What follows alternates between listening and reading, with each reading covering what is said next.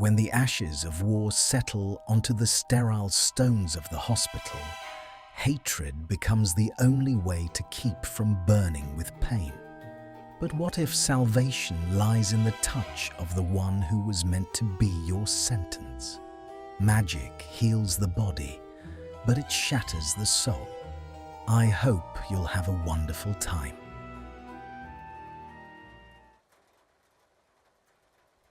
The air in Ward 49 did not smell of magic. It smelled of iron, burnt ozone, and the sharp, clinical sting of essence of dittany. It was a heavy, suffocating scent that clung to the back of Hermione's throat, a constant reminder that the war, despite the headlines in the Daily Prophet, had merely changed its shape. The muffled, rhythmic ticking of a grandfather clock in the corridor was the only heartbeat the silent wing possessed. Hermione Granger adjusted the stiff cuffs of her healer's robes, her fingers catching on a loose thread. She didn't pull it. Instead, she smoothed the fabric with a mechanical precision that masked the tremor in her hands. She was tired, the kind of exhaustion that settled into the marrow, born from months of stitching together lives that the remnants of the dark arts tried so desperately to tear apart. "Incoming!" a voice called out, low, urgent. The heavy oak doors of the trauma wing swung open with a groan that echoed off the vaulted stone ceiling. A gurney hovered in the air, guided by two frantic medi-wizards. Hermione stepped forward, her mind already shifting into a cold, analytical gear. She didn't look at faces anymore. She looked at wounds. She looked at the jagged edges of a piercing hex, or the sickly green tint of a necrotic curse. "Male, mid-20s, one of the wizards barked, his breathing ragged. Backfire from a localized containment field. He was the lead specialist, a massive miscalculation. Hermione reached for the patient's wrist to check the magical pulse. The skin was cold, frighteningly so, and slick with a mixture of rain and something darker. As her fingers pressed against the radial bone, a sharp, static hum jumped from his skin to hers. It wasn't just a shock. It was a visceral alignment, a recognition of magical signatures that made her breath hitch in her lungs. "Set him down in Bay 4, she commanded, her voice steadier than her heart. "Clear the area. I need a diagnostic veil, immediately." As the medi-wizards retreated, Hermione raised her wand. With a fluid motion, she cleared the soot and the blood masking the patient's features. The magical veil shimmered into existence, casting a pale blue light over the bed. The breath she had been holding died in her chest. Draco Malfoy lay beneath her hands. His face, once defined by sharp, arrogant angles and a permanent sneer of superiority, was now a canvas of porcelain fragility. The platinum hair was damp, plastered against a forehead that was slick with cold sweat.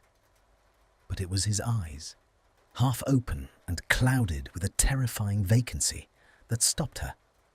He wasn't looking at her. He was looking through the ceiling, into a void only he could see. "Malfoy," she whispered.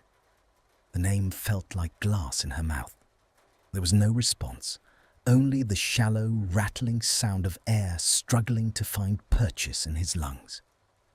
Hermione's professional mask cracked. For a second, she wasn't a healer. She was a girl in a forest, a girl on a cold manor floor, a girl who knew exactly how much damage those pale hands could do, and how much they had suffered. She forced herself to move. Her wand traced the length of his torso, the tip glowing a frantic amber. The diagnostic runes began to swirl in the air above him, glowing angry red. Internal hemorrhaging, fractured sternum, magical exhaustion at a grade 6 level. "You idiot!" she hissed, the words a mixture of anger and a sudden, inexplicable terror. "What did you do?" She began the incantations, her voice a low melodic hum that vibrated in the small cubicle. As she worked, she had to touch him. To stabilize the magical flow, she placed her palm flat against his chest, right over his heart. The contact was jarring. The heat of his skin, despite the shock, seemed to sear through her palm. Underneath her hand, his heart gave a spasmodic leap, like a trapped bird hitting the bars of a cage. Draco's hand suddenly shot up, his fingers locking around her wrist with the strength of a drowning man. Hermione flinched, but she didn't pull away. His grip was bruising, the silver signet ring on his finger biting into her skin, marking her. His eyes found hers then, the grey depths turbulent, filled with a sudden, piercing lucidity that was worse than the vacancy. "Granger," he wheezed. The word was barely a vibration, more a phantom of a sound.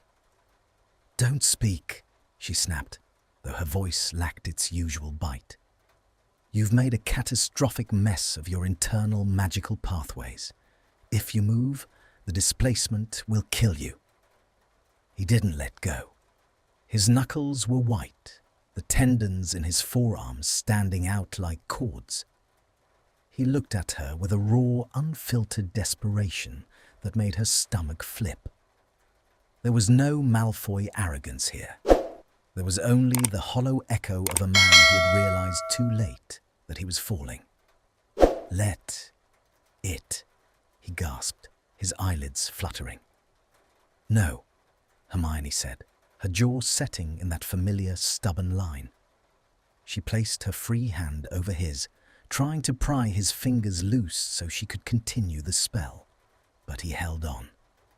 "I don't give you permission to quit, Malfoy. Not on my ward." She felt the atmospheric pressure in the room shift. The candles flickering on the walls dimmed as her own magic rose to meet the chaos inside him. She poured herself into the task, her focus narrowing until the entire world consisted only of the space between her hands and his chest. She watched the way the light caught the sweat on his neck, the way his throat moved as he swallowed back pain. Slowly, the red runes in the air began to fade into a dull, bruised purple. The frantic rhythm of his heart beneath her palm smoothed out, turning into a steady, heavy thud. His grip on her wrist loosened. His hand slid down, his fingers trailing over her palm before falling limp onto the starch-white sheets. He was unconscious again, but the immediate threat had passed. Hermione stood there for a long moment, her chest heaving, her own magic singing from the friction of the encounter. She looked down at her wrist. The skin was red, a perfect ghost of his grip encircling her bone. She reached out, her fingers hovering just inches above his pale, still hand. She wanted to pull away. She should have walked out of the bay, assigned a junior healer to his recovery, and forgotten he existed. That would be the logical, safe thing to do.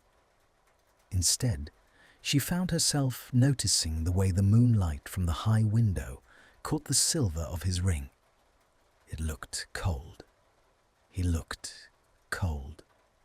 She reached for a blanket at the foot of the bed and pulled it up to his chin, her movements uncharacteristically jerky. As she tucked the fabric in, her knuckles brushed the underside of his jaw. The contact was brief, a mere whisper of skin against skin, but it felt like a lightning strike in the silence of the room. Hermione retreated, her back hitting the cold stone wall of the cubicle. She pulled her sleeves down, hiding the mark he had left on her wrist. The silence of the hospital rushed back in, but it wasn't the same as before. The air felt charged, heavy with the weight of things unsaid, and years of bitterness that suddenly felt dangerously fragile. She looked at the chart at the end of the bed, her quill trembling as she prepared to write. She didn't know how she was going to face the next hour, let alone the next few weeks of his recovery. Outside, the rain began to lash against the window panes, a rhythmic, relentless sound that mirrored the drumming of her heart. She was a healer. He was a patient. That was the boundary. But as she looked at Draco Malfoy's broken form, she knew that the lines were already beginning to blur. She turned to leave, but stopped at the edge of the curtain. She didn't look back, but she could still feel the phantom pressure of his hand on her arm. The shift had just begun, and the night was very, very long. The flickering candlelight of the night shift cast long, skeletal shadows across the stone floor of Ward 49. Hermione sat at the small mahogany desk just outside Draco's recovery bay, the scratch of her quill against thick parchment, the only sound in the suffocating quiet. She was cataloguing his vitals, magical resonance, blood iron levels, the steadying of his core. But her mind kept snagging on the memory of his grip. The red mark on her wrist had faded to a dull yellow bruise, yet she could still feel the phantom heat of his skin, a jarring impact that refused to be filed away under clinical observation. The heavy air of the ward suddenly shifted. A low, ragged groan drifted from behind the linen curtains of Bay 4. Hermione froze, her quill hovering over the inkwell. A drop of black ink fell, blooming like a dark flower on the report. She ignored it, standing up with a rustle of her robes. She pulled the curtain aside. The moonlight, silver and cold, sliced across the bed, illuminating the sharp profile of Draco's face. He was awake. His eyes were no longer clouded by the grey fog of magical shock. They were clear, piercing, and fixed directly on her, with an intensity that made the atmospheric pressure in the small space rise. "You're staring, Granger," he rasped. His voice was a wreckage of its former self, stripped of its polished drawl, leaving something raw and jagged underneath. Hermione straightened her shoulders, her fingers instinctively reaching to adjust her cuffs. "I am monitoring a patient who nearly disintegrated his own magical core through sheer arrogance." "Don't flatter yourself." She stepped closer, her wand tip glowing with a soft amber light as she began a localized diagnostic. The glow washed over his chest, highlighting the faint silvery scars that marred his pale skin. Remnants of Sectum Sempra, thin lines of history that she knew all too well. She forced her gaze to remain professional, focusing on the shimmering runes of the spell rather than the rise and fall of his breathing. Draco's eyes followed the movement of her wand, then shifted to her face. "Lead specialist," he muttered, the corner of his mouth twitching in a ghost of a bitter smirk. "That's what the Ministry calls it when they send you into a collapsed vault to neutralize a curse they don't understand. It's what they call it when someone takes a risk they weren't prepared for," Hermione countered, her voice low and tight. She reached for a vial of strengthening solution on the bedside table. "Drink this. Your magical pathways are still brittle." She held the vial out, but Draco didn't reach for it. He remained motionless, his hands resting on top of the sheets. The silver ring on his finger caught the light, a cold glint of heritage that seemed out of place in the sterile room. "I can't," he said quietly. Hermione frowned. "It's a simple potion, Malfoy. It won't bite." "I can't. Lift my arm, Granger." The admission was whispered, heavy with a humiliation so profound it seemed to vibrate in the air between them. The mask of Malfoy pride didn't just crack, it shattered, leaving behind a man who looked suddenly, terrifyingly young. The silence that followed was thick, tactile friction that Hermione could feel against her skin. She looked at his hand, the long, elegant fingers that had once held a wand with such disdainful grace, and saw the minute, uncontrollable tremor in his forearm. The magical backfire hadn't just bruised him, it had frayed the very nerves that connected his mind to his body. Without a word, Hermione moved to the side of the bed. She sat on the edge of the mattress, the weight of her body causing the springs to give a soft, metallic sigh. She felt him stiffen, his entire body becoming a statue of repressed tension. "Lean forward," she commanded softly. "I don't need your pity," he hissed, though the lack of strength in his voice betrayed him. "And I don't have time for your ego," she replied, her voice steady despite the frantic drumming of her heart. "Drink the potion, or I'll have to administer it via a blood replacement charm, which is significantly more painful. Choose." Their eyes met, a visceral alignment of wills. For a moment, the old animosity flared, a spark of the fire that had defined their school years. Then, Draco's shoulders slumped. He leaned forward an inch, his breath hitching as the movement pulled at his fractured sternum. Hermione slid her hand behind his neck to support him. The skin at the nape of his neck was warm, his hair soft against her thumb. She held the vial to his lips, her hand remarkably still. As he drank, she watched the way his throat moved, the way his eyelashes cast long shadows against his cheekbones. There was an intimacy in the act that felt dangerous, a crossing of a line she hadn't realized was there. When the vial was empty, she didn't immediately pull away. Her hand remained at the back of his head for a heartbeat too long. She could feel the static hum of his magic, broken and searching, trying to find a rhythm to latch onto. "Why are you here, Granger?" he asked, his voice a ghost against her ear. "The Golden Girl, nursing the dregs of the war. Is this your latest crusade?"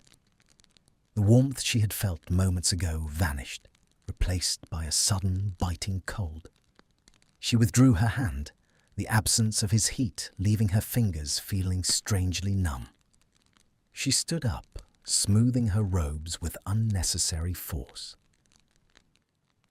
"I am here because someone has to fix what's broken," she said, her voice dripping with clinical detachment. "And because, despite what you might believe, I don't think you deserve to die in a dark room because of a mistake." "A mistake," he repeated, the words sounding hollow. He turned his head away, staring at the stone wall. "You have no idea, do you? The calculations were perfect.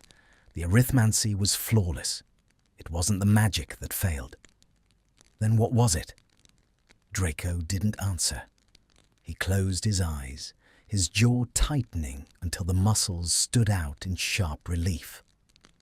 The silence returned, but it was different now, heavier, laden with the weight of a secret he wasn't ready to share, and a guilt that seemed to radiate off him like heat from a dying fire. Hermione lingered at the foot of the bed, her hand resting on the iron rail. She wanted to push, to demand answers, to find the logic in his ruin. But the sight of him, so still, so utterly defeated, stopped her. She saw the way his knuckles whitened as he gripped the bedsheet, a silent struggle against a pain that wasn't entirely physical. Get some sleep, Malfoy, she said, her voice softening involuntarily. The potion will start the repair.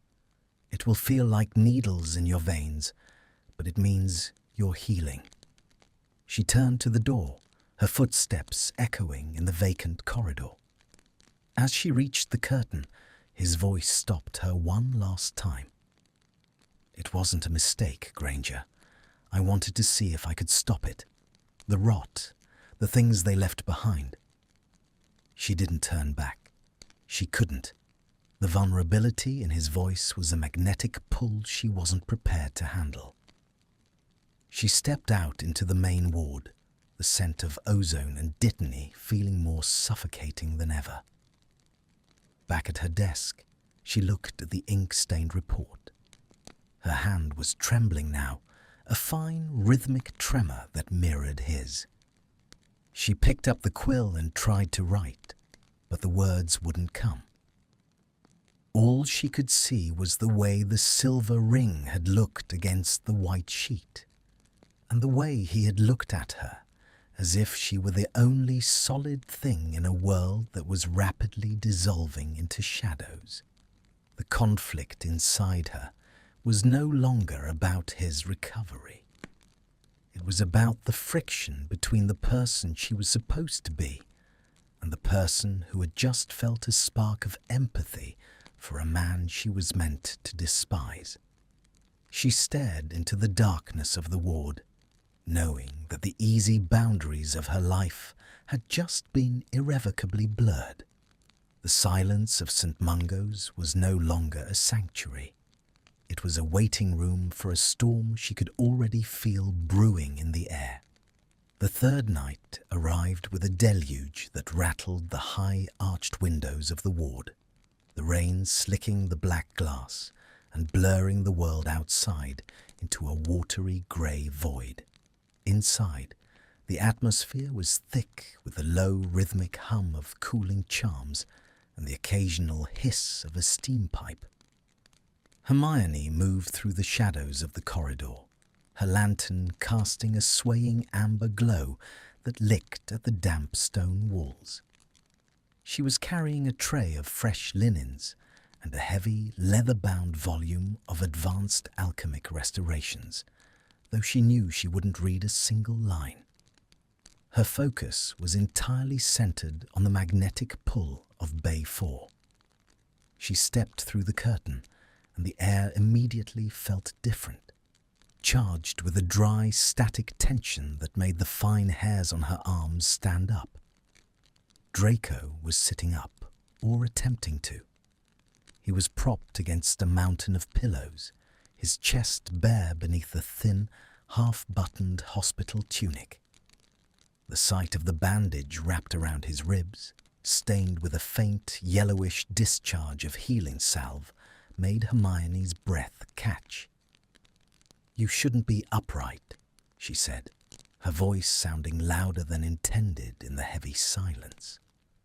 Draco didn't look at her. His gaze was fixed on his own hands, which were resting palms up on his lap. The tremor was still there, a rhythmic, cruel twitching of the tendons in his wrists. "Stagnation is a slow death, Granger. I've had enough of it. Recovery isn't stagnation. It's a process." She set the tray down on the rolling table with a sharp clack. "It's a cage," he countered. He finally raised his eyes, and the grey depths were stormy, reflecting the turbulence of the rain outside. The Mediwizard who came by earlier, he looked at me like I was a specimen in a jar, a curiosity, the Death Eater who accidentally blew himself up trying to be a hero. Hermione paused, her hand hovering over a roll of clean gauze. The word hero sounded wrong coming from him, bitter, mocking, and laced with a self-loathing that felt like an open wound. "Is that what you were doing? Trying to be a hero?" Draco let out a short, jagged laugh that ended in a wince. He pressed a hand to his side, his knuckles whitening against the dark fabric of his trousers. I was trying to be useful. There's a difference. One involves glory. The other involves simply not being a parasite on a world that's already bled enough. The honesty of the statement hit Hermione with the force of a physical blow. She moved closer, the scent of her own soap, lavender and old paper, mixing with the metallic tang of his magic. She began to unwind the old bandage, her fingers moving with a practiced clinical grace that hid the frantic pounding of her pulse. As the linen fell away, she saw the bruising along his ribs, deep, dark shades of plum and indigo that spoke of the violent internal displacement he had suffered. "This is going to be cold," she whispered. She dipped 2 fingers into a jar of myrtlap essence and began to apply it to the bruise. The contact was electric. Under her touch, Draco's skin jumped, a visceral reaction to the interference of her magic with his. He let out a low, hissed breath through his teeth, his head falling back against the pillows. His throat was long and pale, the pulse point jumping erratically. "Granger!" he choked out, his eyes squeezed shut. "Don't move," she said, though her own voice was trembling. She worked in silence, the only sound the frantic drumming of the rain and the soft, wet slide of her fingers over his skin. There was a magnetic pull between them now, an atmospheric pressure that seemed to shrink the room until there was nothing left but the heat of his body and the steady, rhythmic movement of her hands. She could feel his gaze on her, heavy and unblinking, as he watched her work. He wasn't sneering. He wasn't mocking. He was looking at her as if she were a riddle he couldn't solve, or perhaps the only light in a very dark place. "Your hands," he said quietly, his voice smoothing out into something dangerously soft. "They're steady. Even when you hate me, they don't shake."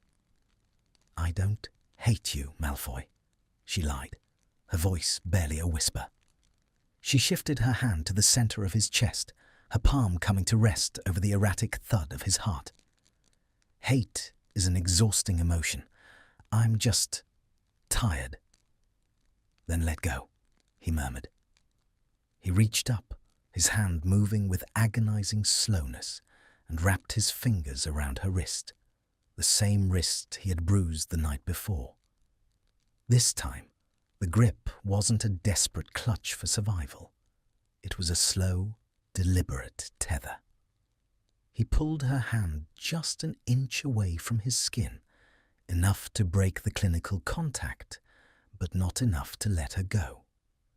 The tactile friction of his thumb rubbing against the inside of her wrist, right over the blue vein that throbbed with her own anxiety, was more intimate than anything they had ever shared. Hermione looked up, her breath hitching.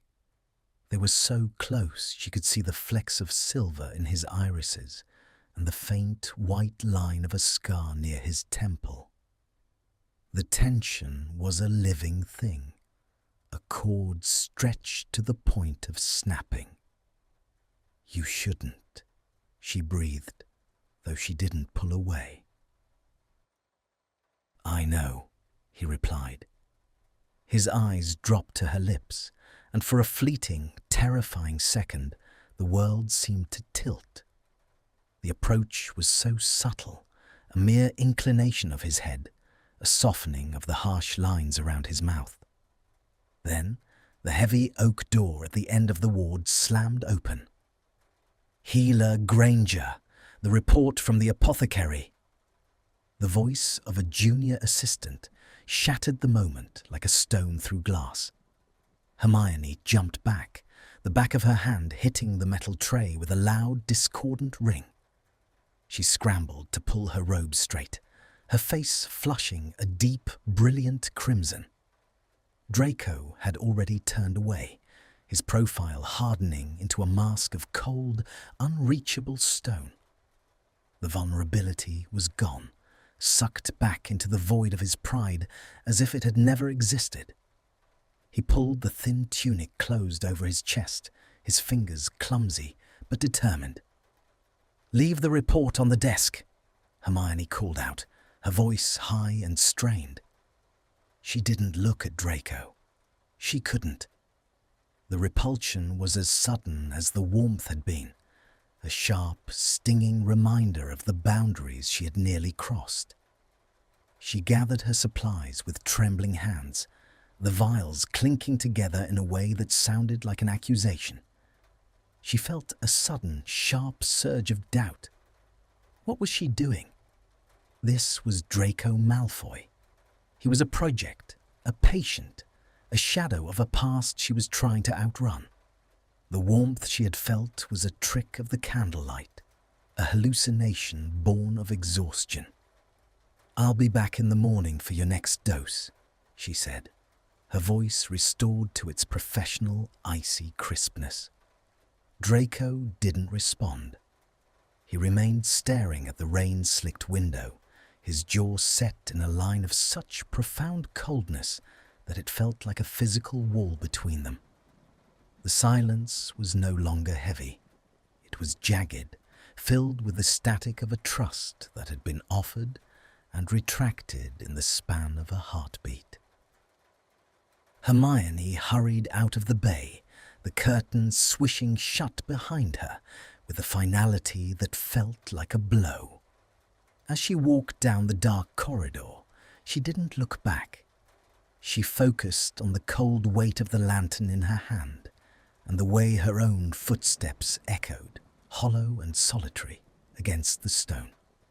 Behind her, in the dark of Bay 4, Draco Malfoy closed his eyes and gripped the edge of his mattress until his knuckles bled.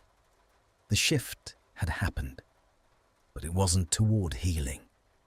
It was toward a storm that neither of them was prepared to survive. She reached her desk and sank into the chair, the tooth of the parchment catching on her skin as she gripped her report. She had to stay professional. She had to remember the war. But as she touched her wrist, she could still feel the ghost of his thumb against her pulse, and she knew that the quiet safety of her world was gone forever. The morning light did not bring clarity. It arrived as a thin, sickly grey mist that clung to the ward's high rafters, muting the colours of the world until everything looked like an old, faded photograph.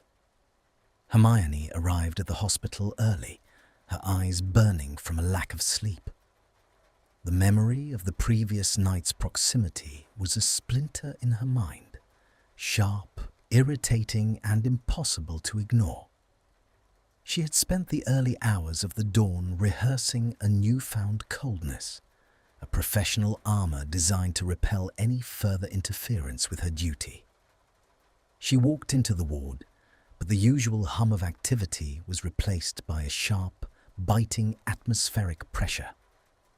2 ministry auras stood outside Bay 4, their dark robes a jarring impact against the white walls. Hermione's heart did a slow, heavy roll in her chest. "What is the meaning of this?" she asked, her voice tight. "This is a medical wing, not a holding cell." "Orders from the DMLE, Granger," the taller aura replied, not meeting her eyes. "There's been a formal inquiry into the incident at the vault. New evidence suggests Malfoy didn't just make a mistake. They think he was trying to retrieve something that shouldn't have been there, something for himself." A coldness, sharper than any winter frost, settled over Hermione. Betrayal. The word tasted like ash.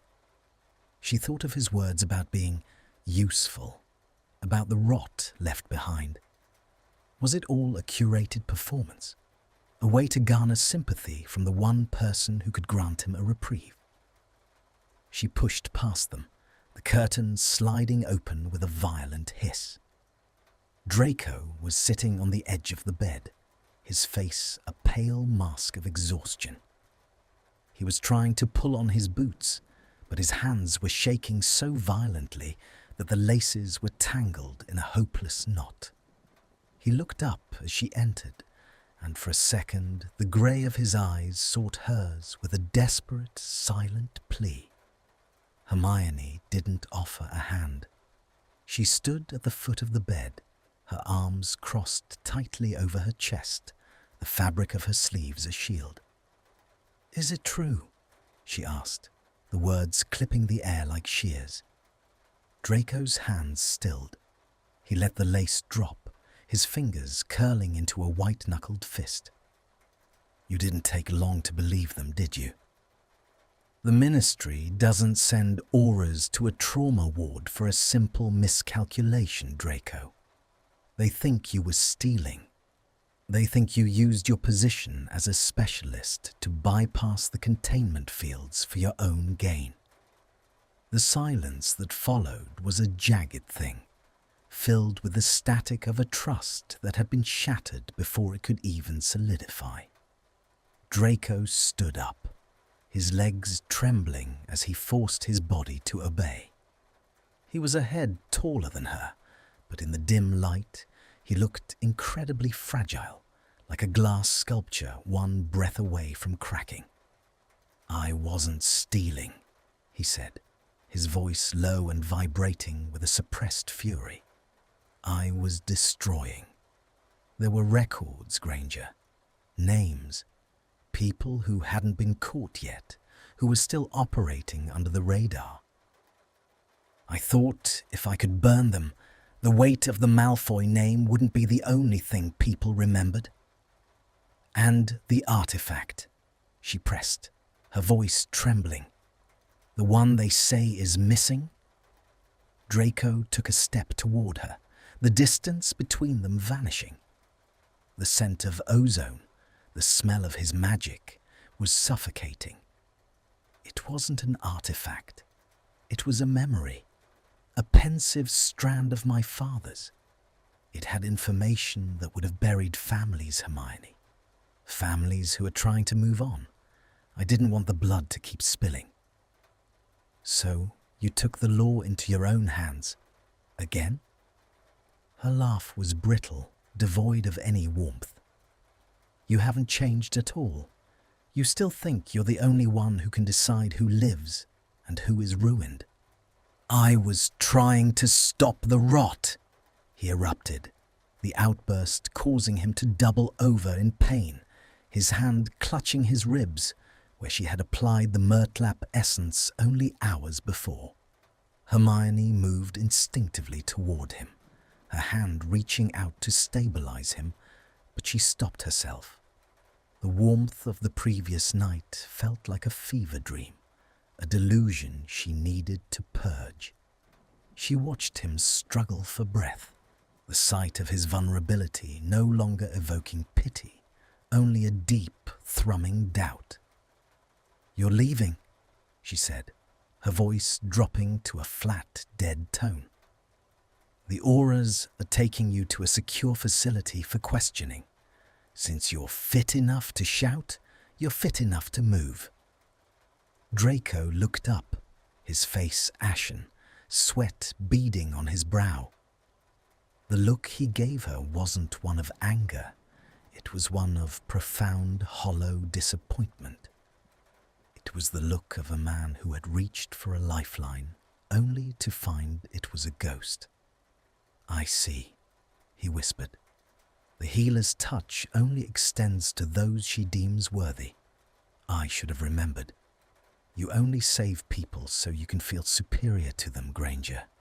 It's your own brand of arrogance." The words felt like a physical slap. "Go, exposing him to the cold, judgmental go, exposing him to the cold, judgmental eyes of the auras waiting in the hall." "Take him," she said to the guards. As they stepped forward and clamped a pair of magic-suppressing manacles around Draco's wrists, the the sound of the metal clicking shut echoed through the ward like a death knell. Draco didn't resist. He didn't even look at the guards. His eyes remained fixed on Hermione's, a silent silver accusation that stayed with her long after he was led away.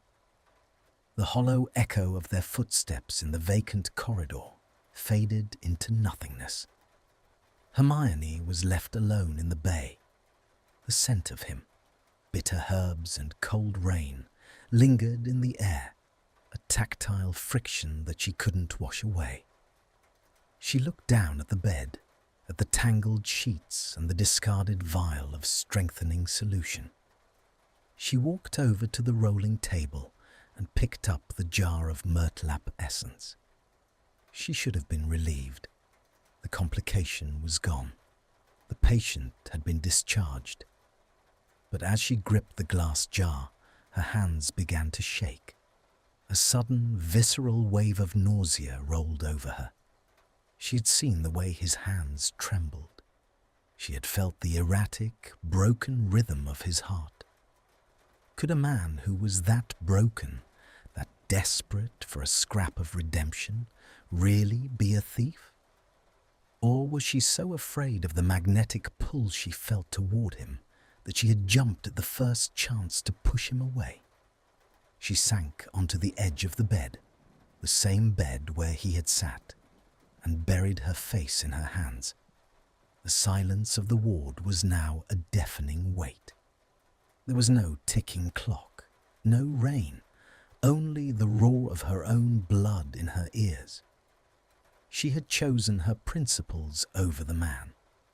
She had chosen the safety of her resentment over the danger of his truth.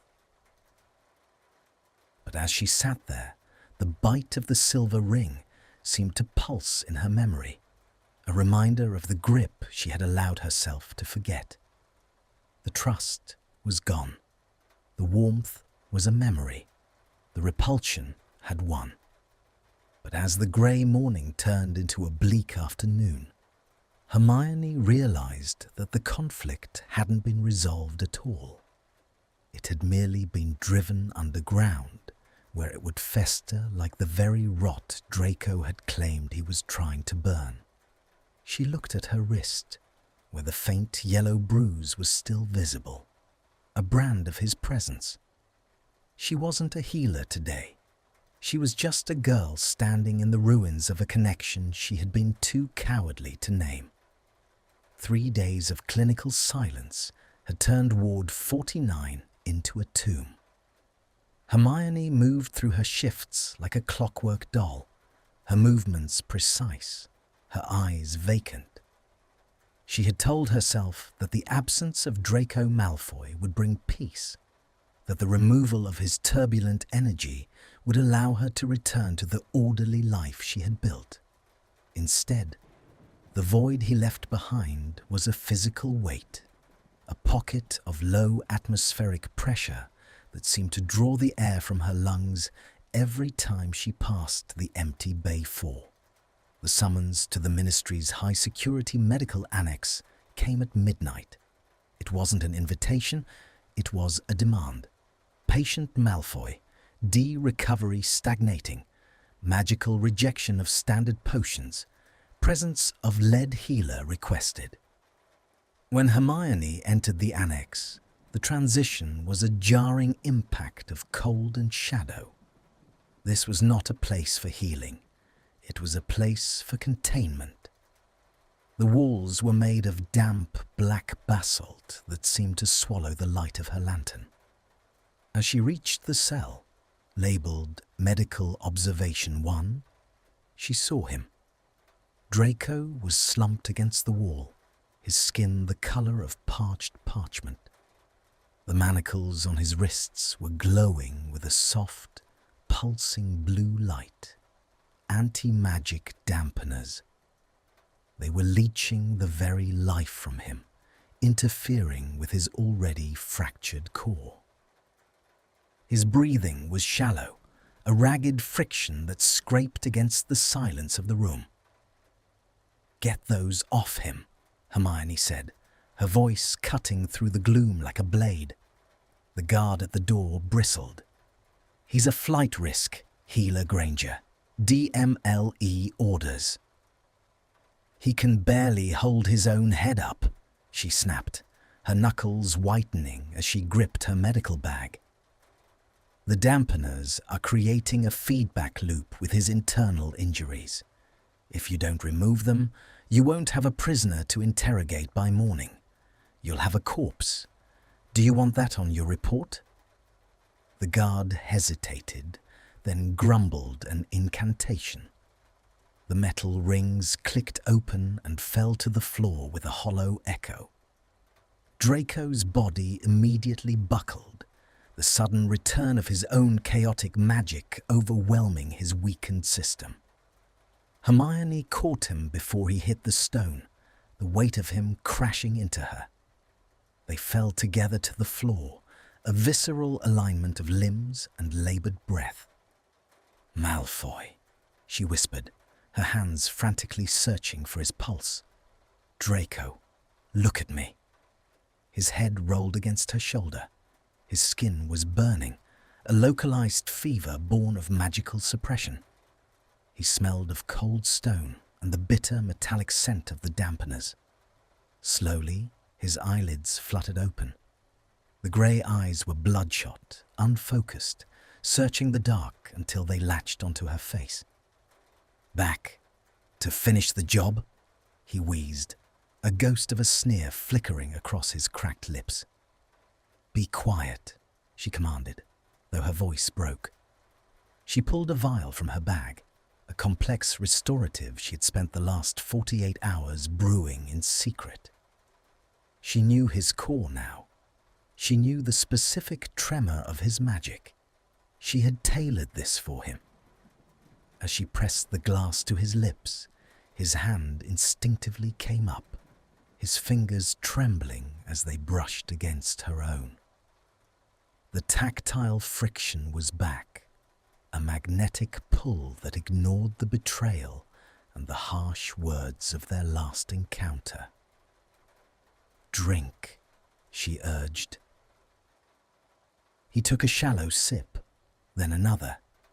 As the potion took hold, his body began to shudder.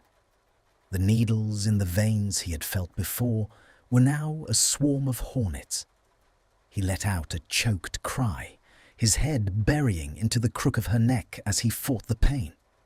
Hermione didn't pull away.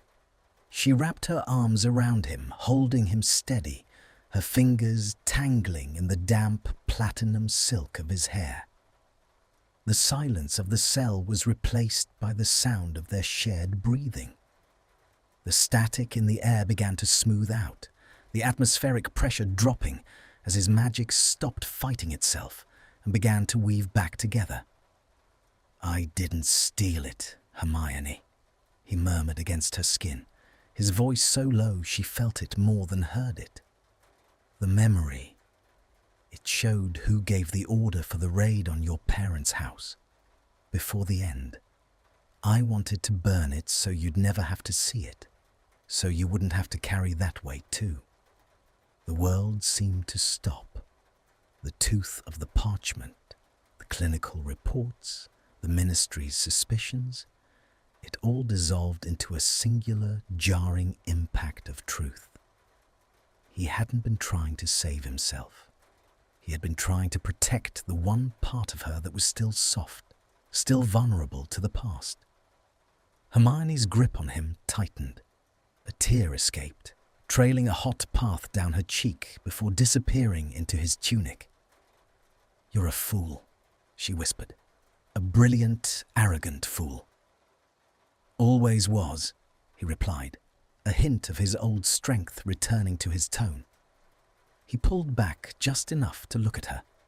The distance was negligible, a mere breath of space filled with a sudden, overwhelming warmth. The repulsion was gone, burned away by the raw honesty of the moment. He reached out, his thumb catching the tear on her cheek. The bite of his silver ring against her skin was no longer a threat. It was an anchor. "Why did you come?" he asked, his gaze searching hers. You could have stayed in your ward. You could have let the auras have their way. Because I couldn't breathe, she confessed, the honesty stripping her bare. Because the silence without you was louder than any argument we've ever had. Draco's expression shifted, the hard lines of his face softening into something so vulnerable it was almost painful to witness. He leaned in, his forehead coming to rest against hers. The magnetic pull was undeniable now, a gravity that drew them together in the dark, damp heart of the Ministry. The tension between them had changed.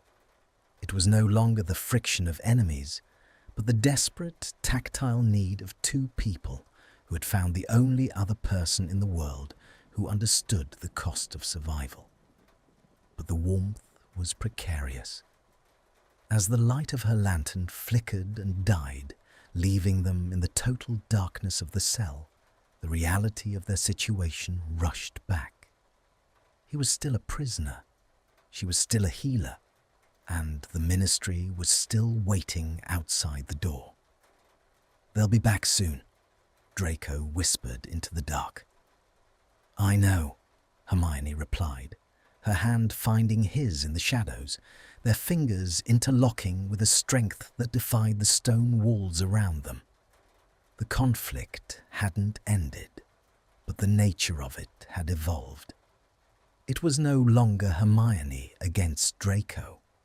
It was the two of them against the weight of a world that refused to let them change. As the sound of approaching footsteps echoed in the vacant corridor outside, Hermione felt a sudden, fierce surge of protectiveness. She stood up, pulling Draco with her, her eyes fixed on the door. The slow burn had reached its flashpoint. The shift was final. Whatever came next, betrayal, doubt, or the cold hand of the law, she wouldn't let him go. The mark on her wrist had become a promise. The return to St. Mungo's was not a victory, but a fragile reprieve. Hermione had used every ounce of her political capital, every favour owed to the war heroine, to have Draco transferred back to her care. The Ministry had relented, but only under the condition of a localized lockdown. Bay 4 was no longer just a medical cubicle. It was a sanctuary protected by shimmering, translucent wards that hummed with a low rhythmic frequency.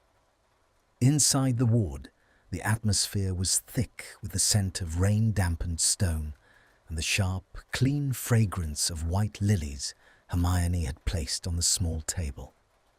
Draco was no longer the dying shadow she had found in the Ministry cell, but his recovery was a slow, agonizing crawl.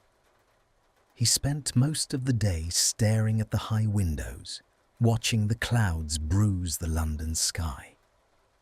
Hermione moved through the room, her footsteps muffled by the heavy rug she had brought from her own flat to soften the clinical coldness. She was hyper-aware of him, the way his chest rose in a deeper, steadier rhythm, the way his fingers absent-mindedly traced the pattern of the sheets.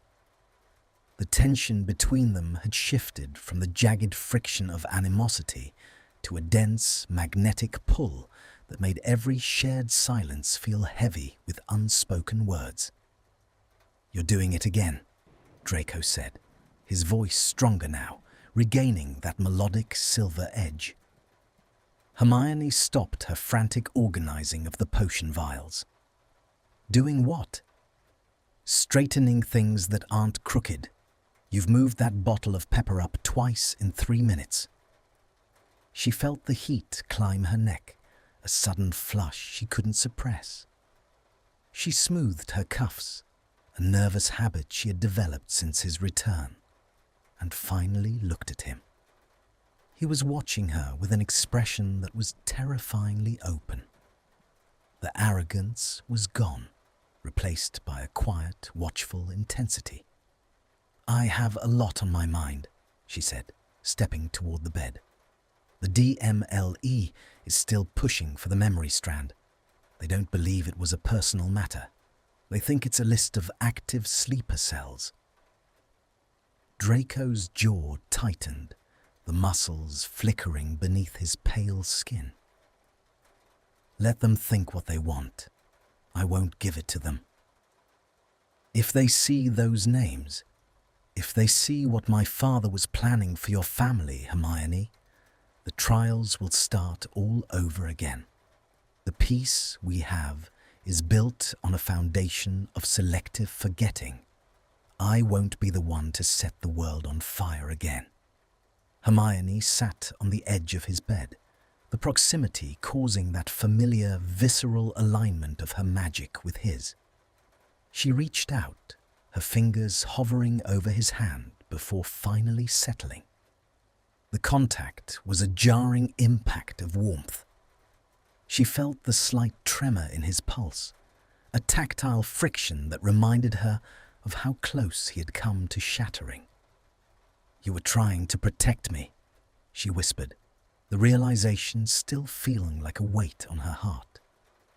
"All this time, you were taking the blame to keep me from a truth you thought would break me." Draco turned his hand over, interlacing his fingers with hers. The bite of his silver ring pressed against her skin, no longer a cold mark of his status, but a tether. "I've spent a lifetime breaking things, Granger. I wanted to see if I could save just one thing, even if that thing was just your peace of mind."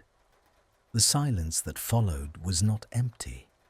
It was a slow burn, a gradual build-up of an intimacy that neither of them knew how to navigate. Hermione looked down at their joined hands, the contrast of her tan skin against his porcelain paleness, the way their fingers seemed to fit together in a geometry of forgiveness.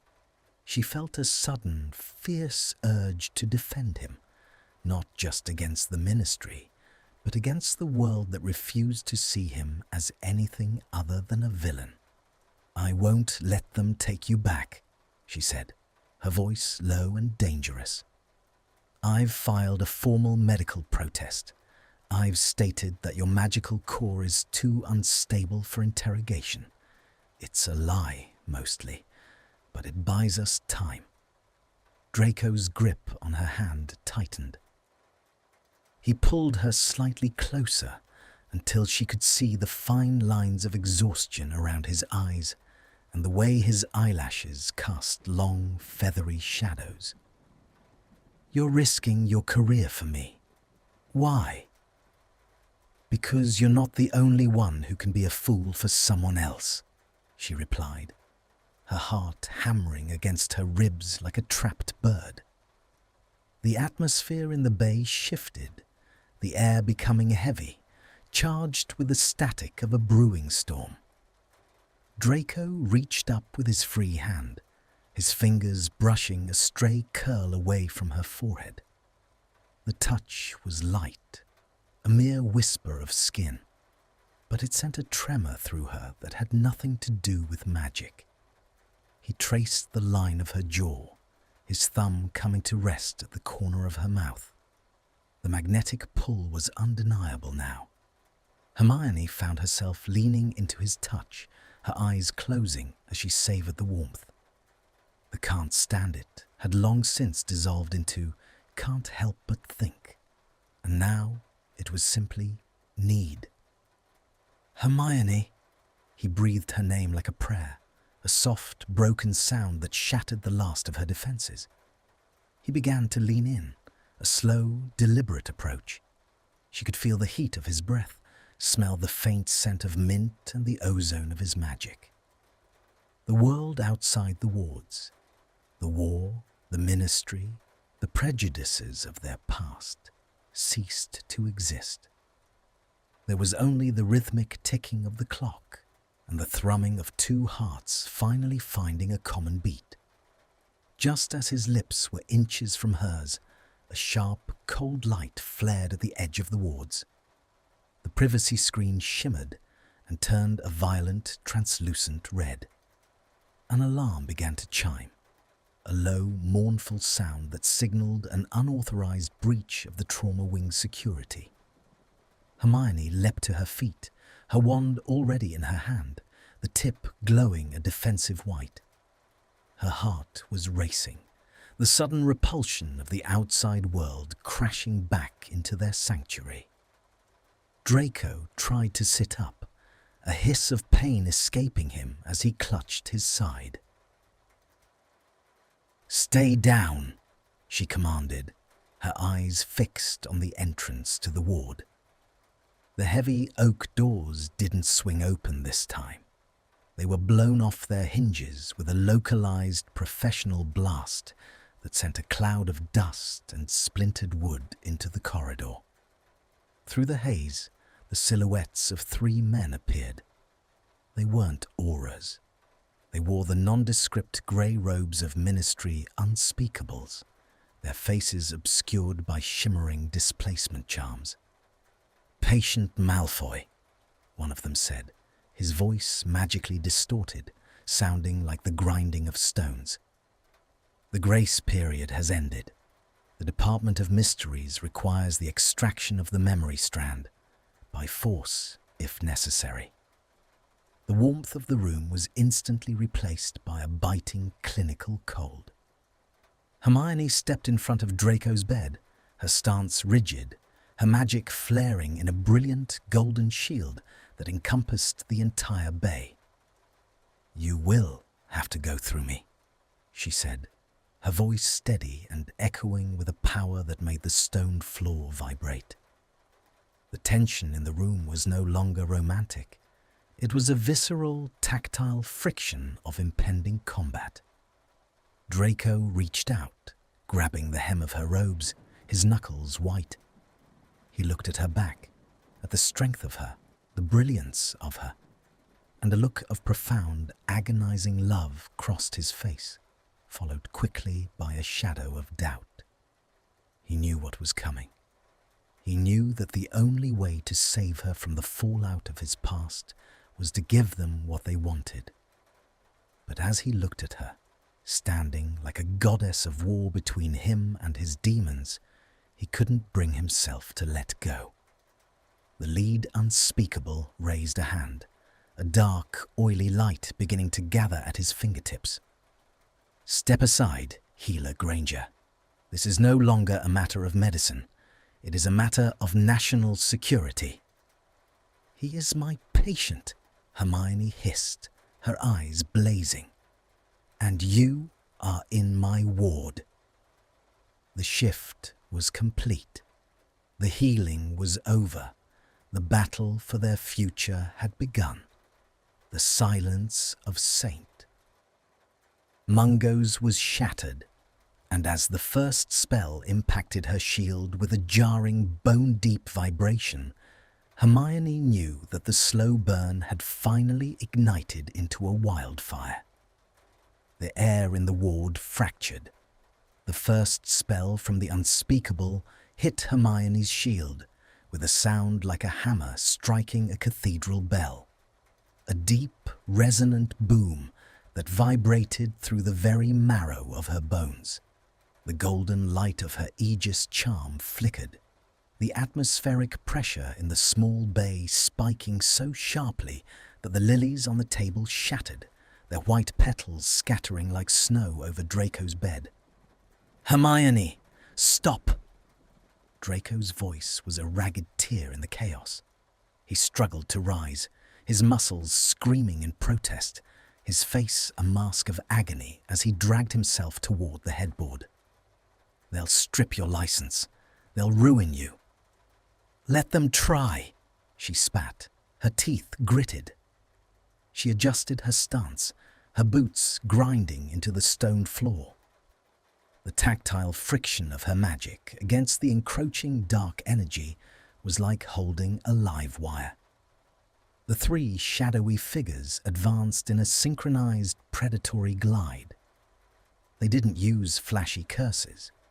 They used the silent, oily magic of the Department of Mysteries, spells that felt like cold needles seeking the gaps in her armor. Hermione countered with a ferocity she hadn't felt since the Battle of Hogwarts, her wand a blur of motion, weaving a tapestry of light that held the shadows at bay. "We do not wish to harm the brightest witch of her age," the lead unspeakable ground out, his hand twitching as he launched a localized gravity collapse. "But the boy is Ministry property until the debt is paid." "He is not a debt!" Hermione roared. She slashed her wand downward, sending a wave of concussive force that forced the three men back a step. The static in the room was deafening now, a physical roar in her ears. Behind her, Draco had reached the edge of the bed. Shook with the effort of holding the shield, the way a thin trail of blood began to leak from her nose from the sheer mental strain. The doubt that had been festering in him crystallized into a sharp, cold certainty. He was the rot. As long as he stayed, as long as he tried to hide behind her brilliance, he was the thing that would eventually destroy her. "Granger," he said, his voice suddenly terrifyingly calm. "Not now, Draco. Look at me." The command in his voice was so absolute that she stole a glance over her shoulder. Draco wasn't cowering. He was standing, swaying on his feet, his hand extended toward her. In his palm lay a shimmering, ethereal strand of silver, the memory he had risked everything to hide. It glowed with a soft, haunting light, casting long shadows across his hollowed cheeks. "Take it," he whispered. "End this." "No," she breathed, her shield wavering as her focus fractured. "If they get that, they'll see. They'll see everything. You'll be back in Azkaban before the sun rises. And if you keep holding that shield, your core will burn out before the minute is up," he countered. He took a stumbling step toward her, the distance between them a visceral alignment of tragedy and sacrifice. "I won't let you die for my father's sins. I won't let you be the one who pays." The lead unspeakable saw the opening. He raised his wand, a jagged bolt of violet light leaping from the tip. It didn't aim for Hermione. It aimed for the memory in Draco's hand. "No!" Hermione screamed. She abandoned the shield, lunging toward Draco. The interference of the violet spell with the ambient magic of the ward created a jarring impact that threw them both backward. They hit the stone wall with a sickening thud, the breath leaving Hermione's lungs in a sharp gasp. The world tilted, the amber light of her lantern finally dying, leaving them in a bruised purple twilight. Draco was pinned against her, his body a shield between her and the shadows. He was trembling, his breath coming in shallow, broken hitches against her ear. The memory strand was gone, snatched into the air by a summoning charm from the unspeakables. "We have what we came for," the lead figure said, his voice receding as they backed toward the shattered doors. "The boy stays, for now, but the inquiry is closed. The truth will be out by morning." The doors didn't close.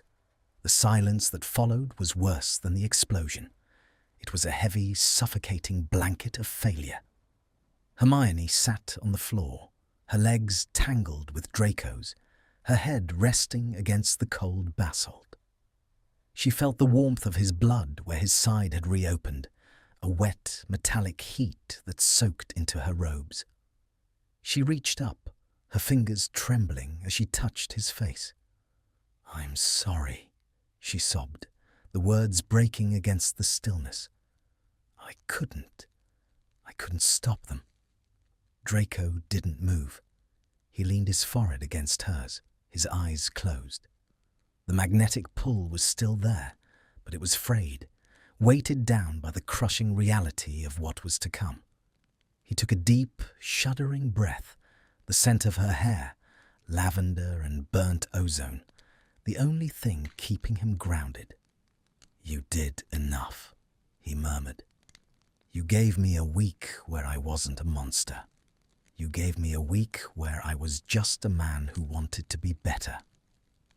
"You are better," she insisted, her hand gripping the back of his neck, her thumb tracing the line of his jaw with a desperate, tactile friction. He pulled back, just enough to look at her. The grey of his eyes was filled with a profound, quiet despair. He knew that the memory strand contained more than just names. It contained the evidence of his own complicity in the early days of the war. Things he had hoped to bury forever. "They'll be back with a warrant within the hour," he said, his voice flat. "Go, Hermione. Get out of here. If you're found with me when they return, they'll charge you with obstruction. I'm not leaving you. You have to." He reached out, his fingers brushing her lips one last time, a slow burn of a touch that felt like a goodbye. "You have a world to fix. I'm just a part of the past that needs to be cleared away." "Don't you dare," she hissed, her eyes flashing with a sudden, fierce fire. "Don't you dare act like you're doing me a favor by giving up. We aren't finished, Draco Malfoy." She stood up, her movements jerky but determined. She didn't look at the ruin of the ward. She looked at him, broken, bleeding, and ready to surrender. She reached into her pocket and pulled out a small, unassuming vial she had kept hidden since her days in the forest. "What is that?" he asked, his brow furrowing. "A choice," she said, her voice dropping to a whisper. "The Ministry thinks they have your history. They think they have the only copy of that memory. But I'm a librarian at heart, Draco. I know how to make duplicates." A look of shock crossed his face, followed by a flicker of something that might have been hope or perhaps terror. The atmospheric pressure in the room shifted once more. The repulsion of the outside world was still there, pressing against the shattered doors, but inside the bay, a new kind of warmth was beginning to glow. You copied it.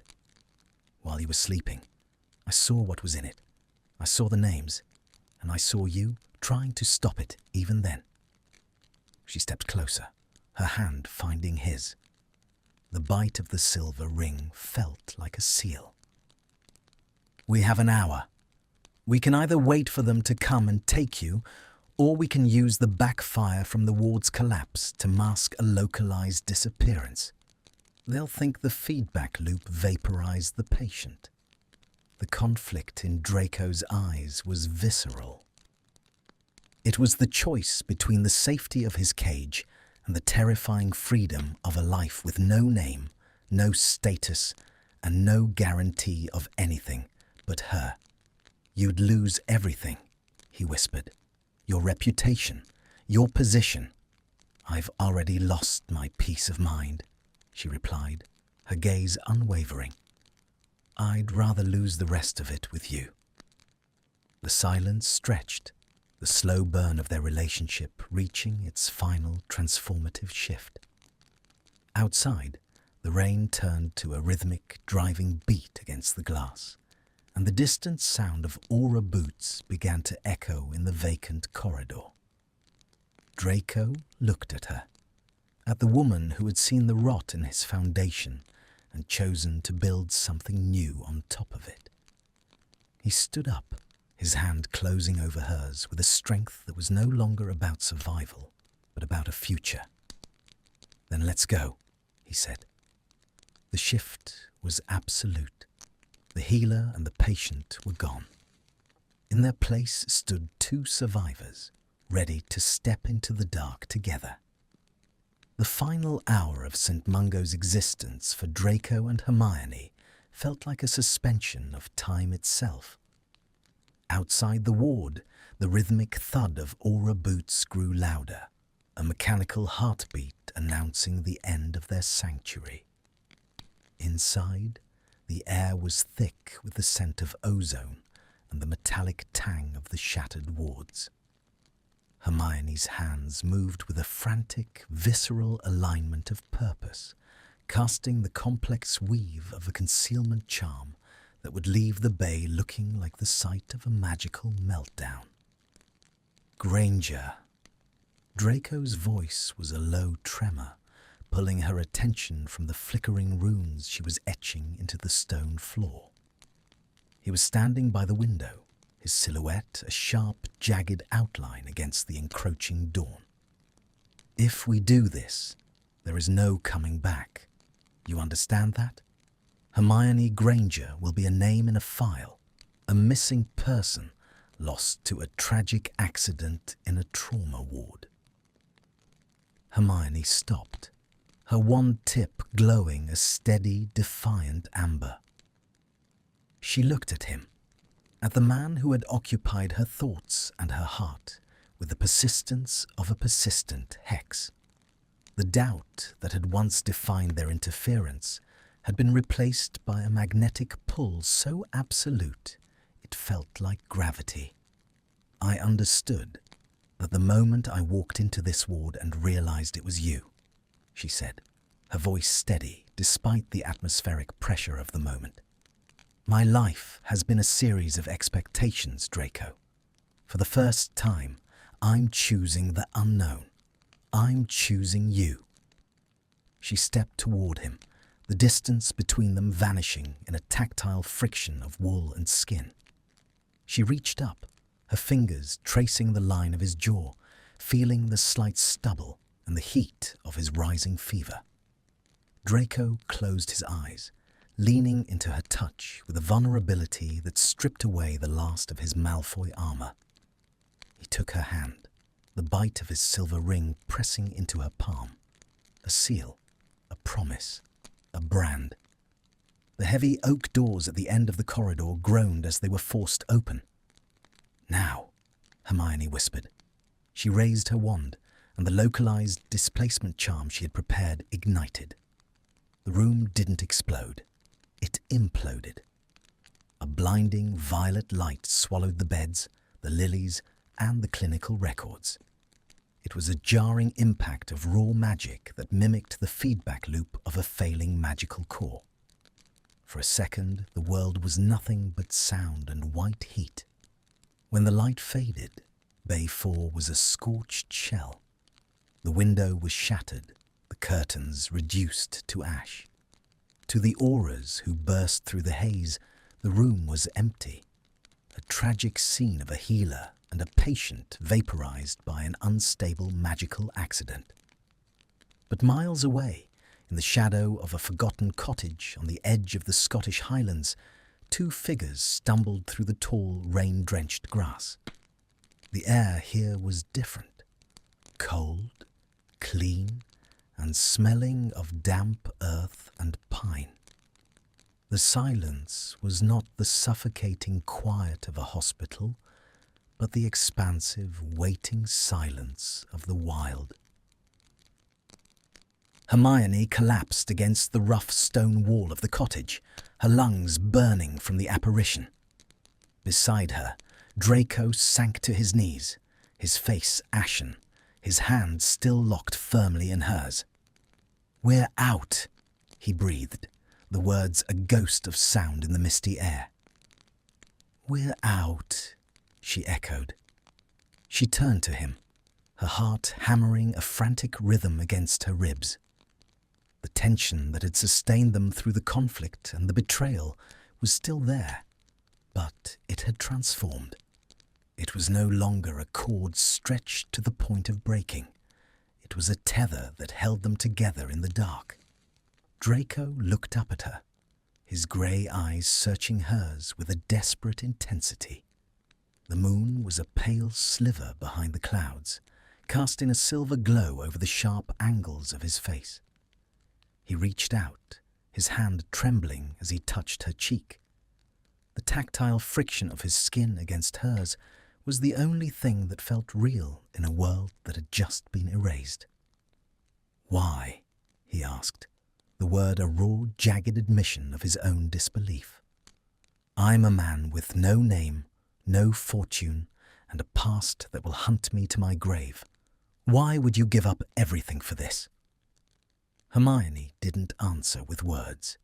She leaned down, her fingers tangling in the damp silk of his hair, and pulled him toward her. The approach was slow, a deliberate build-up of the warmth they had denied themselves for so long. When her lips finally met his, it was a visceral alignment of two broken souls finding their missing pieces. The kiss tasted of rain, salt, and the lingering copper of his blood. It was not a gentle thing. It was a desperate, fierce reclamation. It was the resolution of every doubt, every fear, and every unspoken desire that had flickered between them in the candlelight of Ward 49. Draco's arms wrapped around her waist, pulling her flush against him, his knuckles whitening as he gripped her robes, as if she were the only thing keeping him from dissolving into the mist. The atmospheric pressure of their shared history, the war, the manor, the hospital, finally broke. In its place was a profound, quiet intimacy that needed no magic to sustain it. They eventually pulled apart, their foreheads resting together, their breathing synchronized in the cold morning air. The sun began to bleed over the horizon, a thin line of gold that touched the peaks of the distant hills. The slow burn had left them both scarred, but they were standing. "What do we do now?" Draco whispered, his thumb tracing the blue vein in her wrist where his grip had once left a mark. Hermione looked at the horizon, at the vast, empty beauty of the world they had chosen. The rot in the foundation of their old lives was gone, replaced by the raw, unformed clay of a new one. "We heal," she said simply. She took his hand, their fingers interlocking with a strength that defied the ghosts of their past. The bite of the silver ring was no longer a burden. It was a reminder that even in the ruins of a magical world, love could be the most potent restoration of all. As they walked toward the small weathered door of the cottage, the silence of the Highlands rose to meet them. It was a silence of peace, of distance, and of a future they would build one heartbeat at a time. The meeting at the military hospital had been a collision of tragedies, but as the first rays of sunlight hit the stone, it became clear that it was also the beginning of the only story that mattered. The healer and the patient were gone. There was only Draco and Hermione, and the long, quiet walk home. The Highlands did not offer the soft, curated peace of a storybook.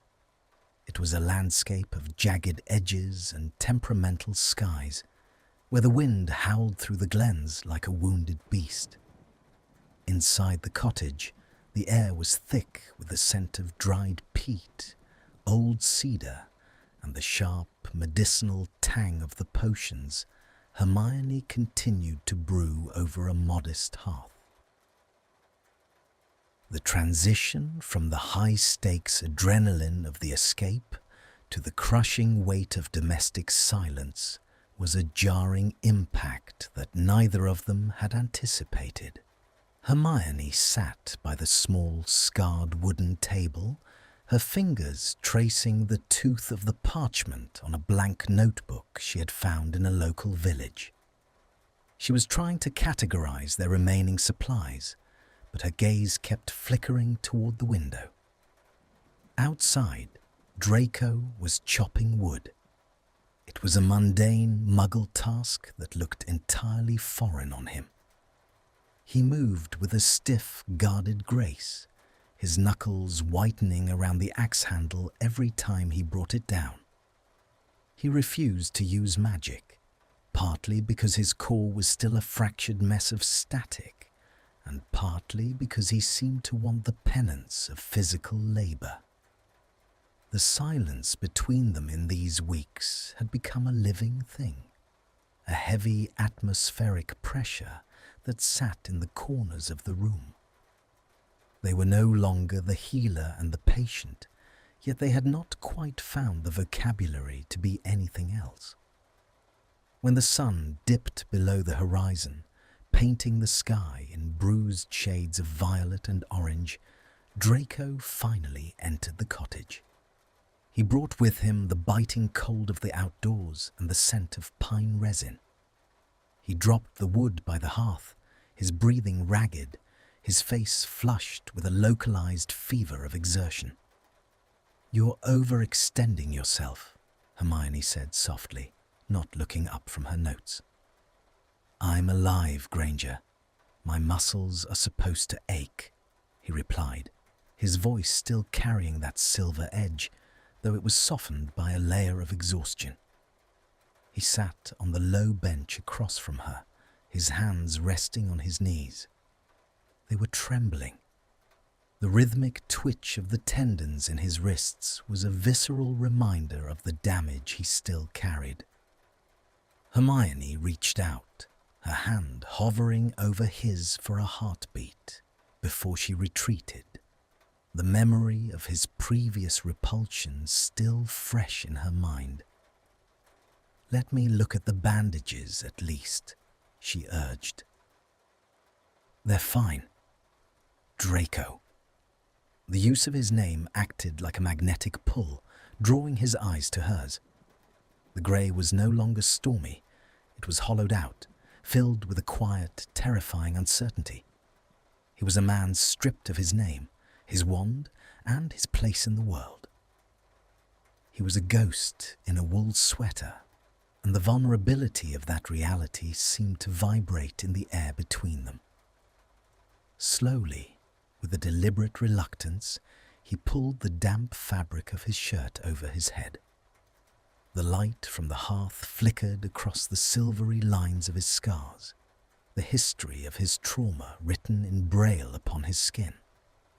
Hermione moved closer, her chair scraping against the stone floor with a discordant ring.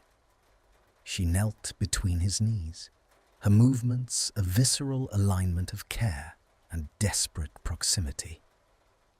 As she began to unwind the linen from his side, her knuckles brushed the warmth of his skin. He hissed through his teeth, his entire body becoming a statue of repressed tension. "I don't need you to fix everything, Hermione," he whispered, his head falling back against the stone wall. "I'm not trying to fix you. I'm trying to keep you from falling apart while you fix yourself." She dipped a cloth into a basin of warm water, infused with essence of dittany, and began to clean the wound. The contact was electric, a tactile friction that made her own hands shake. She felt his gaze on her, heavy and unblinking. He wasn't looking at the cloth or the wound. He was looking at the way her hair fell over her shoulder, the way her brow furrowed in concentration. "Is this enough for you?" he asked suddenly. The question cut through the quiet like a blade. Scrubbing floors and tending to a disgraced shadow in the middle of nowhere. You were meant to be the minister, or a revolutionary, not a ghost in the mist. Hermione paused, the wet cloth resting against his ribs. She looked up, her eyes bright with a sudden, fierce fire. "I was meant to be happy, Draco. For 10 years, I did what everyone else expected. I fought their wars and passed their laws. This," she gestured to the small, dim room. "This is the first time I've breathed air that didn't feel like it belonged to someone else." She reached up, her thumb catching a smudge of soot on his cheekbone. The bite of his silver ring against her other hand was a constant grounding pressure. If being a ghost means I get to wake up without wondering whose life I'm living, then yes, it's more than enough. Draco's expression shifted, the hard lines of his face dissolving into a profound, aching softness. He reached out, his hand covering hers where it rested on his chest. He didn't pull her away. He pressed her palm flatter against his heart. The thudding rhythm beneath her hand was steady, a heavy, grounding beat that echoed the peace of the Highlands outside. I used to think that the only way to be significant was to be feared, he murmured, his voice a ghost against her ear. But when I look at you, I realize that I'd rather be nothing to the world, as long as I'm something to you. The approach was final.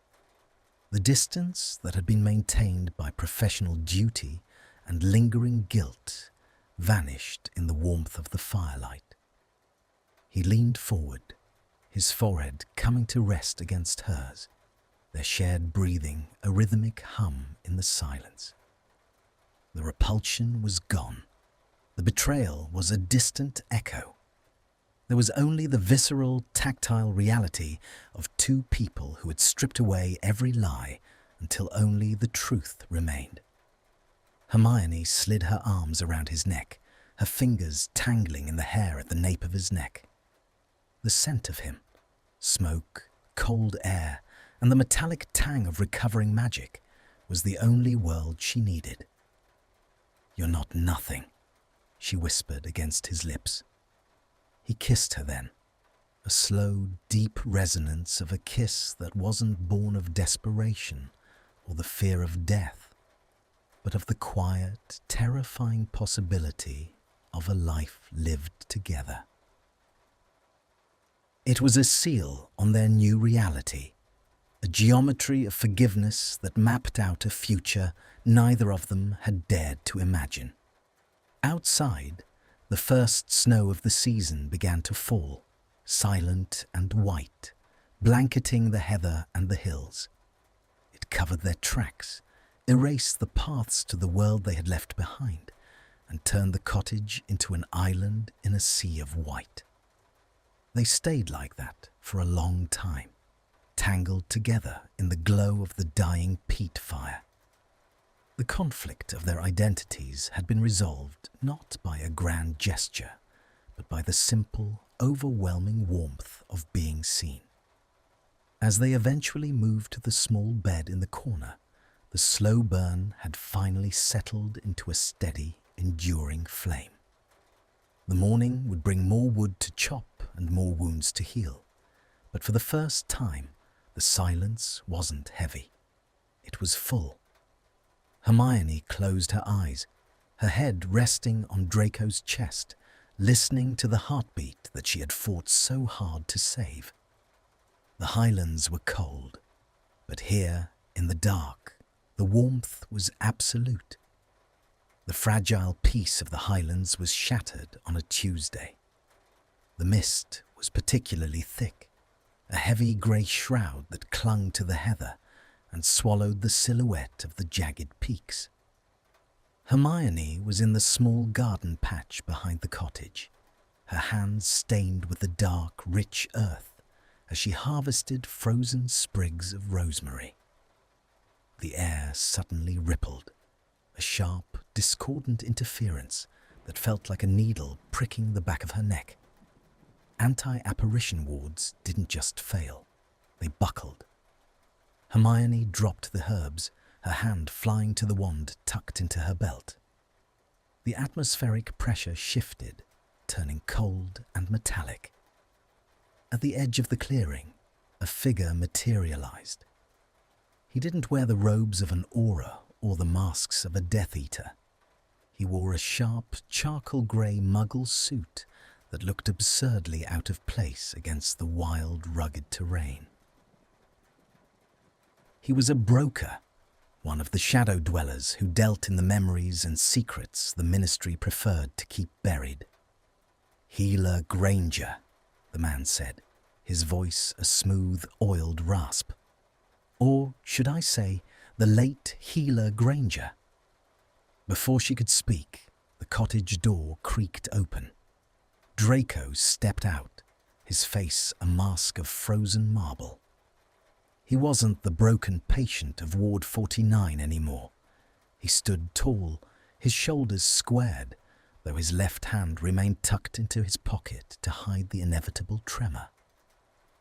"Goyle," Draco said, the name landing like a stone in a well. "Not exactly, Draco, but I represent those who feel your accident was a bit too convenient," the broker replied, his eyes scanning the modest cottage with a sneer. The memory strand the Ministry seized was a clever forgery, high-level arithmancy, truly, but my clients want the original, the one that contains the signatures of the European distributors.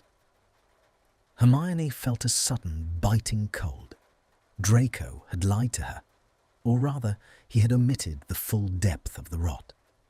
The memory he had destroyed wasn't just about her parents. It was a map of a criminal empire. "There is no original," Draco said, his voice dropping to a dangerous silver whisper. "It went into the fire with my father's pride." "Then you are of no use to anyone," the broker sighed, raising a hand. Two more figures shimmered into existence behind him. The repulsion was immediate. Draco stepped in front of Hermione, his body a shield, his knuckles whitening as he finally drew his wand, the one Hermione had painstakingly restored for him. The wood groaned under the friction of his unstable magic, sparks of erratic violet light dancing at the tip. "Get inside, Hermione," he commanded, not looking back. "No." She stepped up beside him, her own wand held with a steady, clinical precision. "We are a visceral alignment, Draco. You told me that. If you fight, I fight." The static in the air reached a breaking point. The broker's men launched a volley of silenced, dark grey spells, curses designed to wither flesh and bone. Hermione didn't retreat. She wove a shimmering, golden net of defensive magic, her movements fluid and rhythmic, while Draco provided the offensive friction. His magic was jagged, unpredictable, and raw, but it carried a desperate strength.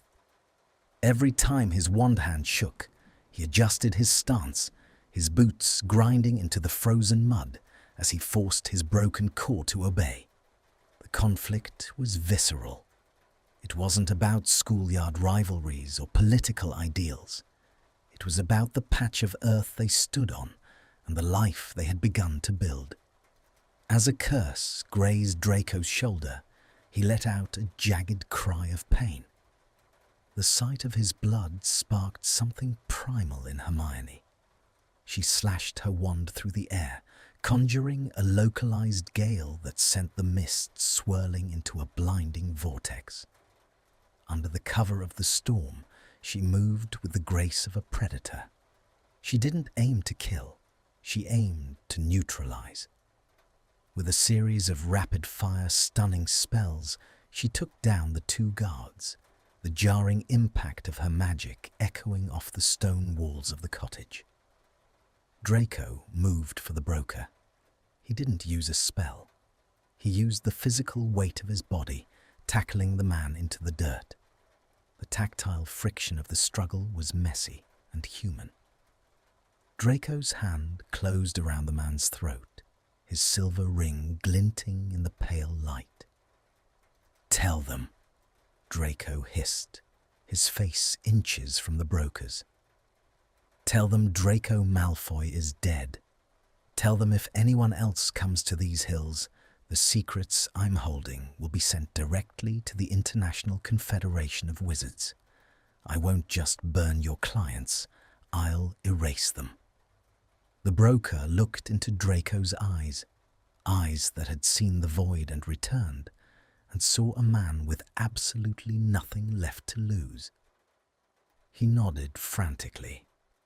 "Go," Draco growled, releasing him. The men scrambled to their feet and apparated the pop of their departure, leaving a ringing silence in the air. Draco stood trembling in the center of the clearing, his breathing a series of ragged, wet hitches. His wand fell from his nerveless fingers, clattering against a stone. He didn't look at Hermione.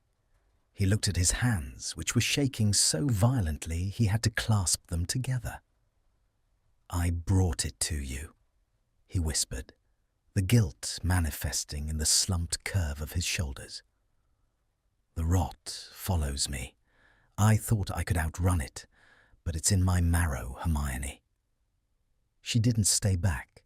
She crossed the distance in 3 strides, her arms wrapping around him from behind, her head resting against his shoulder blades. She could feel the frantic drumming of his heart through his sweater. "It didn't follow you," she said, her voice a firm anchor in the swirling mist. "It tried to find you, and you ended it. We ended it." She pulled him around to face her. The warmth she offered wasn't just a comfort, it was a challenge. She reached up and took his face in her hands, her thumbs tracing the hollows of his cheeks. The magnetic pull between them was stronger than ever, a gravity born of shared battle and the refusal to be broken.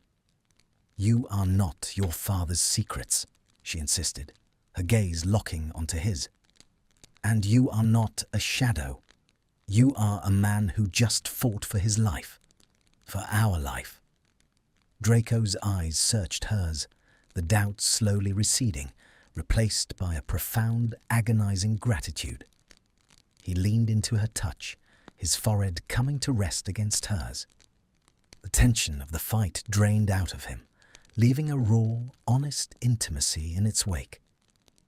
"I thought I'd lost the right to this," he murmured. "You never lost it. You just had to be brave enough to keep it." He kissed her then, a kiss that tasted of ozone, copper, and the cold Highland air. Began to lift, revealing the first stars began to lift, revealing the first stars of the evening.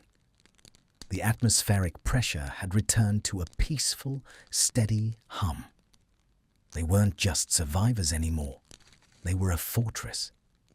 Inside, the hearth was still glowing, a small, enduring light in the vastness of the dark.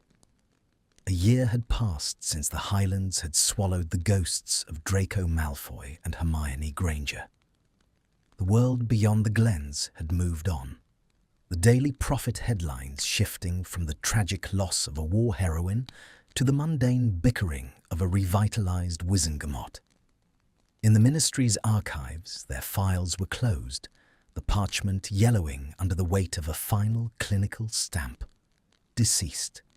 No further action. But in the valley where the heather met the sky, the air was alive with a different kind of magic. The cottage had been transformed. It was no longer a temporary shelter of stone and shadow, but a sanctuary of glass and wood.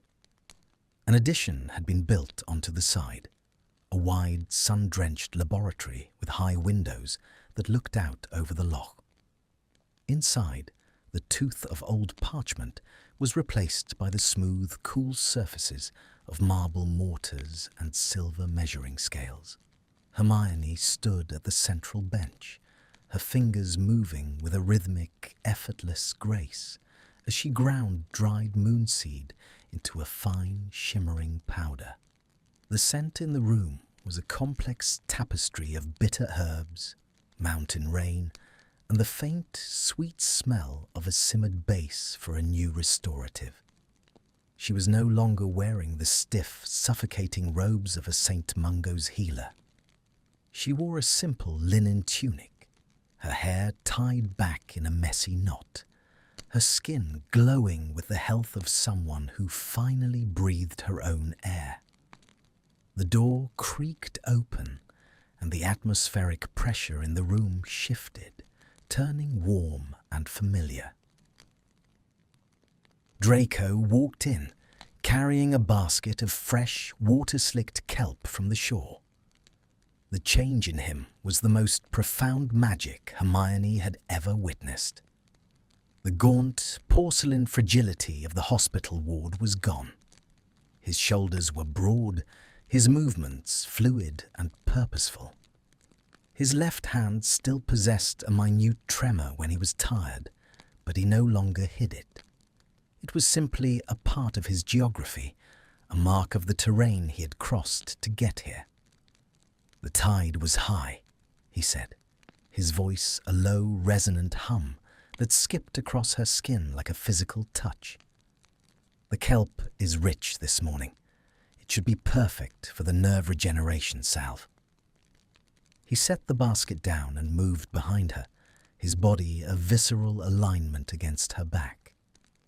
He wrapped his arms around her waist, his chin resting in the crook of her neck. The tactile friction of his wool sweater against her skin was a grounding, constant comfort. "You're overthinking the arithmancy again," he murmured, his breath a warm ghost against her ear. "I can hear your brain whirring from the doorway." Hermione leaned back into him, her head resting against his shoulder. The magnetic pull that had once been a source of terror and doubt was now a steady, enduring gravity. "I'm just trying to stabilize the resonance. If we can get this right, Draco, we can send it to Andromeda. It could help those with lingering cruciatus tremors." "We will get it right," he said, his hand sliding over hers, his fingers interlocking with a strength that was absolute. The bite of his silver ring against her knuckle was no longer a brand of his past, but a seal of their shared present. "But not today. The sun is out, the lock is still, and I've spent enough of my life in laboratories." He turned her around in the circle of his arms. The light from the high windows caught the silver in his eyes, no longer stormy, but clear and filled with a profound, quiet peace. The slow burn of their journey had reached its final, most beautiful stage, a steady, unbreakable warmth.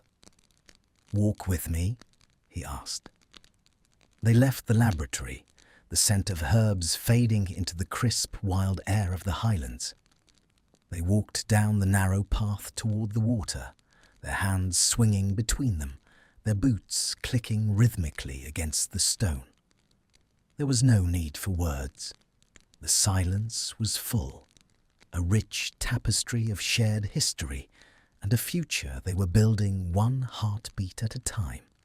As they reached the edge of the loch, the water acted as a mirror, reflecting the vast open sky and the two figures standing on its shore.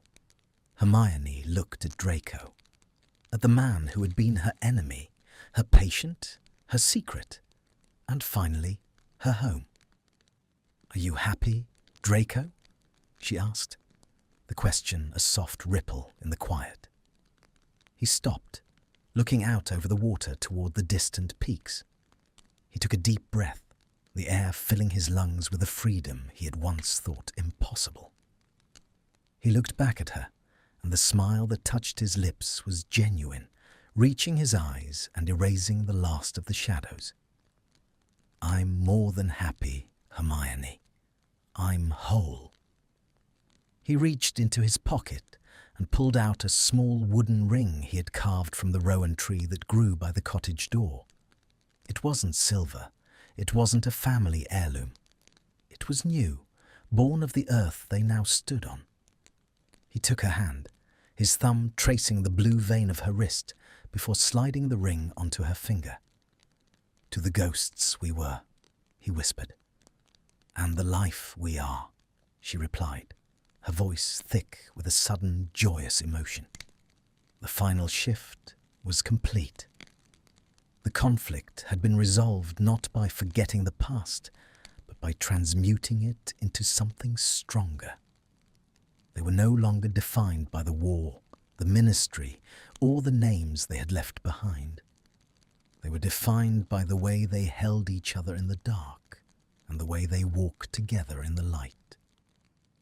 As the sun began to set, casting a long, golden path across the water, they turned back toward the cottage.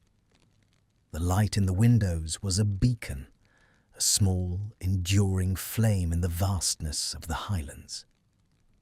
They stepped through the door together, the latch clicking shut with a final, peaceful certainty. The story that had begun in the sterile, iron-scented air of a military hospital had found its ending in the scent of pine and the warmth of a shared hearth. The healer and the patient were gone. There was only Draco and Hermione and the infinite, beautiful geometry of a life lived for each other. Thank you for staying with me until the end. This story is not just about magic, it is about how we change. Sometimes we think we know who our enemies are. We think the past cannot be fixed, but then life brings us to a quiet room. It forces us to look closer. Draco and Hermione found something in the dark. They found that healing is a choice. It is a choice to let go of hate. It is a choice to see the person, not the name. I hope this story reminded you of one thing. No one is ever truly broken. We are all just waiting for the right light to find us. In a world full of noise, I hope you find your peace, just like they did in the mountains. Until next time, keep dreaming and keep believing in love.